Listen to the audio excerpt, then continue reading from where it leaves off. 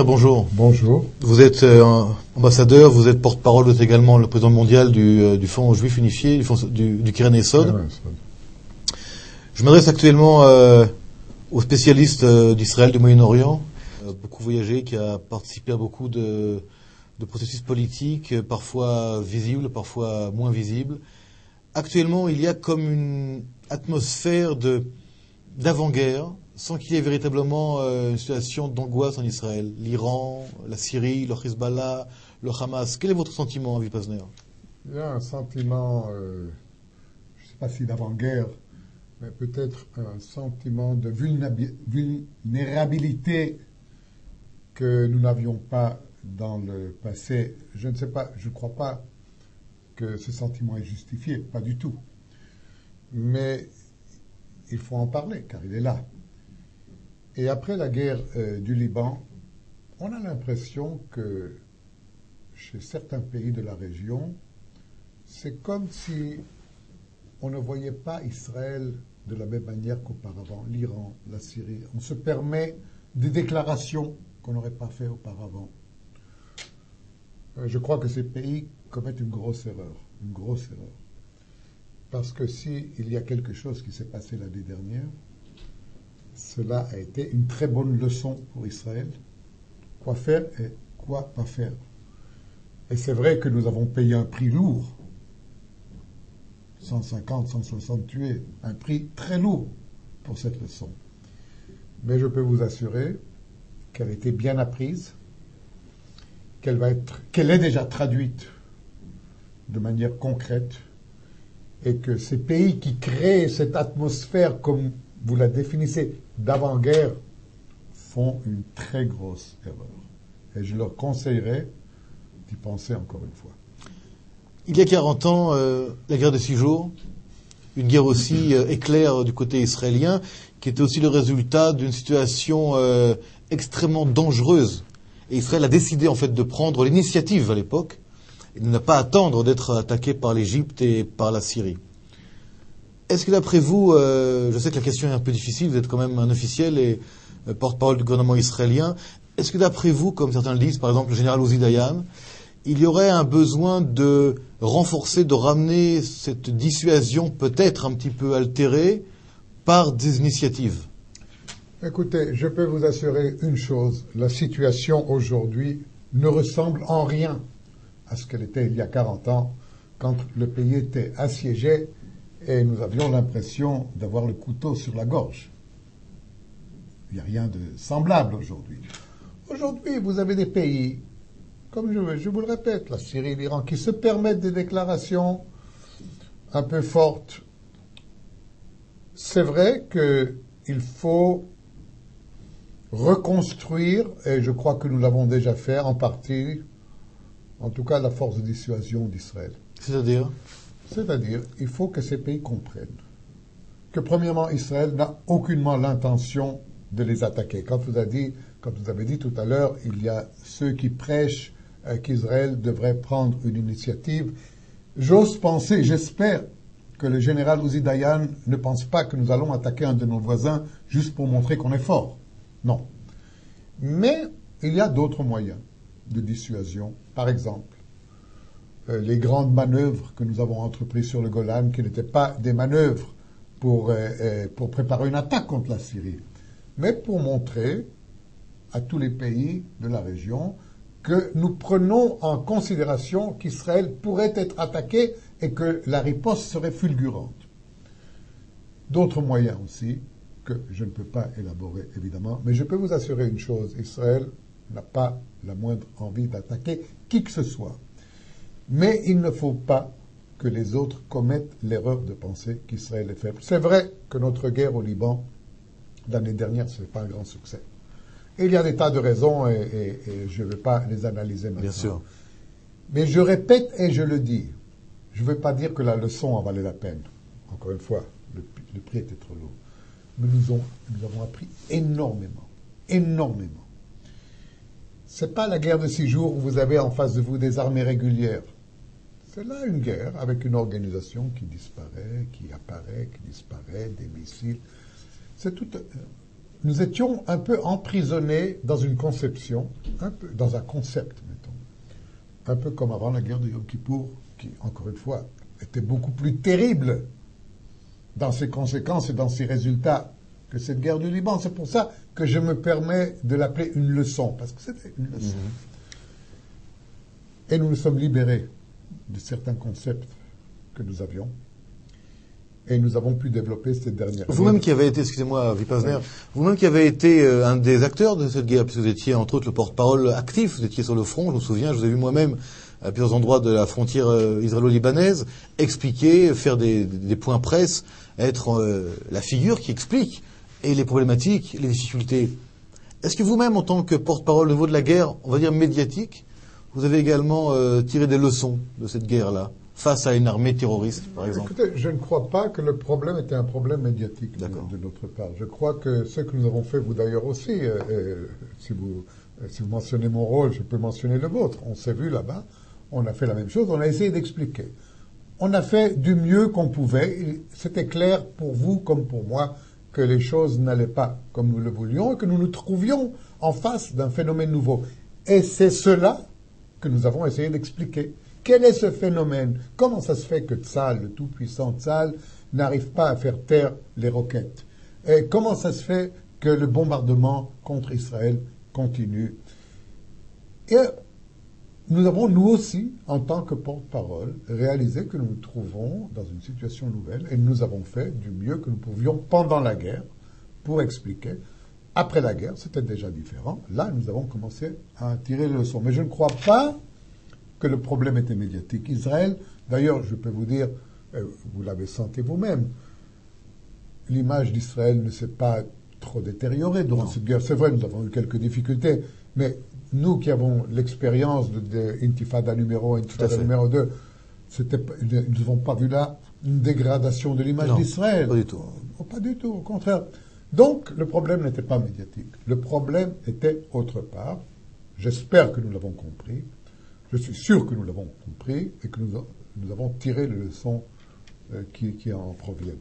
Avant de conclure sur la dissuasion et l'image d'Israël, je crois que vous avez touché le point ici central. Sderot, la ville de Sderot au sud d'Israël, donc pas trop loin de la bande de Gaza, est attaquée quotidiennement par des missiles de type Qassam, des mortiers aussi de temps en temps. La région elle-même est véritablement sous l'emprise d'un état de guerre, comme s'il y avait une espèce de sous-guerre comme ça au sud, et puis et Israël répond, mais répond sans véritablement faire cesser ses tirs. Est-ce que là, le Hamas, le Hezbollah au nord et les autres ne voient pas dans cette difficulté d'Israël de finir avec cette situation de guerre, pour des raisons qui sont propres à Israël, mais ne voit-il pas ici, ce monde arabe, une faiblesse d'Israël, qui n'ajoute en rien donc à ce problème de dissuasion? C'est possible que le Hamas y voit une faiblesse d'Israël. D'ailleurs, comme le Hamas a vu dans notre désengagement de Gaza une grande victoire, comme le Hezbollah a vu dans notre retrait du Liban une grande victoire. Et il faut penser à cela quand Israël décide de ses actions. Il faut penser pas seulement ce qui est bien de faire, mais comment est-ce que l'autre partie le comprend. Ça, c'est très important et je crois, malheureusement, qu'Israël a fait deux erreurs en nous retirant unilatéralement du Liban et en nous retirant unilatéralement de Gaza. Je ne dis pas qu'il ne fallait pas se retirer. Il y avait beaucoup de logique de désengager et du Liban et de Gaza. Il fallait le faire autrement. Il fallait le faire dans le cadre d'un accord. Le fait que nous l'avons fait de notre propre volonté, que nous voyons, que nous avions vu cela comme un signe de force de notre part, nous pouvons nous permettre justement de faire ce que nous devons faire, a été perçu comme un signe de faiblesse par les autres. Donc, c'était une erreur stratégique.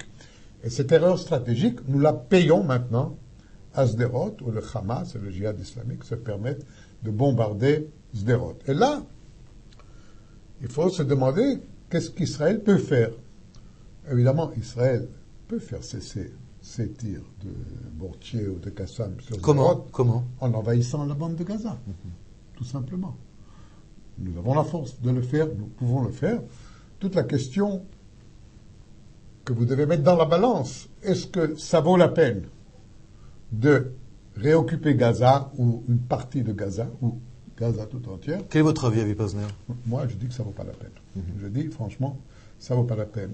Il nous faut faire plus pour essayer, d'une façon très pointue ou pointée, d'arriver à réduire le nombre d'attaques contre Sderot et contre les autres villes et kibbutzim de la région, comme nous avons fait avec le terrorisme. Comme nous sommes arrivés à réduire le terrorisme, mettons, qui était à 100%, nous l'avons réduit à 2%. Mettons, faire la même chose avec Sderot, c'est-à-dire que de temps en autre, malheureusement, il pourrait y avoir une attaque contre Sderot ou notre ville, mais que ce soit négligible du point de vue du nombre. Ça peut se faire, c'est un dur travail, mais je crois que c'est meilleur pour Israël que de réoccuper la zone de Gaza. Elle est réoccupable. La zone de Gaza est réoccupable. Ça va coûter cher en vie humaine. Premièrement, des soldats de Tsahal. Deuxièmement aussi, vie humaine, des civils. Certainement, ils perdront la vie. Pas seulement des terroristes. Et après que vous l'avez réoccupé, qu'est-ce que vous en faites? Comprenez? Vous la donnez à Abou Mazen? Est-ce qu'il est capable de la prendre? Bien sûr. Comprenez? C'est pour ça que je dis, il y a des solutions à 98%, aussi pour Sderot, comme il y a eu des solutions à 98%. Mais pas à 100%. À mon avis, non. Pas dans la situation actuelle. Dernière question, Avi Pazner. Je m'adresse maintenant au président mondial du Keren Yesod, dont vous êtes en charge de récolter des fonds qui servent à l'ALIA, à l'intégration, à d'autres projets importants pour l'État d'Israël. Donc vous êtes dans le monde entier face à des communautés juives, États-Unis, en Europe, entre autres. Là, je m'adresse aussi on va dire, à celui qui écoute et qui ressent les choses. Est-ce que vous ressentez dernièrement, Avi Pazner, une certaine angoisse de la part de ces communautés juives de l'extérieur qui nous regardent, qui écoutent aussi l'intérieur, les scandales en Israël, les problématiques politiques, sécurité? Est-ce que vous ressentez un changement, une angoisse, ou alors tout est normal et classique? Ça paraît peut-être ironique, mais je ressens aucune angoisse chez les communautés juives. L'année dernière, oui, immédiatement après la guerre du Liban et avec les scandales. L'année dernière, il y a eu quelques mois difficiles, je dois dire. Septembre, octobre, novembre étaient difficiles. Nous avons eu la guerre du Liban. Les gens n'ont pas bien compris qu'est-ce qui s'est passé là-bas, comment ça se fait qu'on n'ait pas réussi. Il y a eu tout de suite l'affaire Katsav. Ça a créé. Mais juillet 2007, je ne ressens aucune angoisse. Il y a des questions qui sont toujours là, évidemment. Demain, on va accueillir 600 nouveaux immigrants de France. Et si cela n'est pas un vote de confiance, alors je ne sais pas quel est le vote de confiance. Je ne perçois pas de malaise actuellement dans les communautés. Il y a des questions, il y en a toujours eu, c'est normal. Mais je crois que les gens, un an après la guerre, recommencent à prendre confiance en Israël. Et d'ailleurs, on voit le gouvernement, je ne vais pas entrer dans les questions politiques, vous le savez, je ne m'occupe pas de politique intérieure, mais quand même, on voit une stabilité du gouvernement qu'on ne croyait pas. Et si vous m'aviez parlé, si on avait fait cette interview il y a 6 mois, on était tous persuadés que c'était une question de temps, que le gouvernement tombe. Et on voit que non. Et on voit qu'il y a stabilité. Il y a un nouveau ministre de la Défense, il y a un nouveau chef d'état-major.